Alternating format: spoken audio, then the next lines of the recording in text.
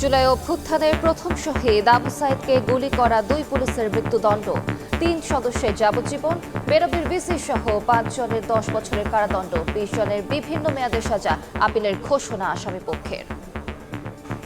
30 জনকে আজকে দণ্ডিত করা হয়েছে। মৃত্যুদণ্ড হয়েছে 2 জনের, যাবজ্জীবন সাজা হয়েছে 3 জনের। প্রত্যাশার নিরিখে অবশ্যই সংক্ষুব্ধ। মহামান্য আপিল বিভাগ হইতে আমরা প্রত্যাশা করছি খালাস পাইব।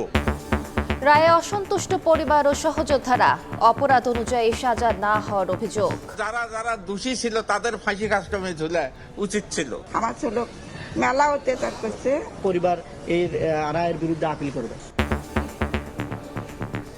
দেখছিলেন প্রধান শিরোনাম। দুপুরের সময়ের সঙ্গে আছি আমি আলিশা ইসলাম। এবার অন্যান্য শীর্ষ সংবাদ। নির্দিষ্ট শিক্ষা প্রতিষ্ঠানে 3 দিন অনলাইন, 3 দিন সশরীরে ক্লাস। শনিবার থেকে সব মহানগরীতে কার্যকর, পর্যায়ক্রমে চালু হবে সারা দেশে, জানালেন শিক্ষামন্ত্রী। হাম সংক্রমণে বাড়ছে মৃত্যু, উৎকণ্ঠায় অভিভাবক। সংক্রমণের উচ্চ ঝুঁকিতে রাজধানী, মহল্লা ভিত্তিক আইসোলেশন ব্যবস্থার পরামর্শ, স্বাস্থ্যবিধি মেনে চলার তাগিদ।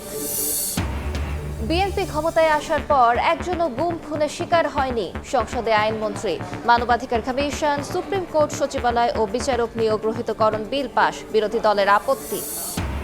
বগুড়া 6 ও শেরপুর 3 আসনে নির্বাচন, জয়ের আশা বিএনপির, এজেন্ট বের করে দেওয়ার অভিযোগ জামায়াতের। সুষ্ঠুভাবে চলছে ভোট গ্রহণ, জানালেন সিইসি।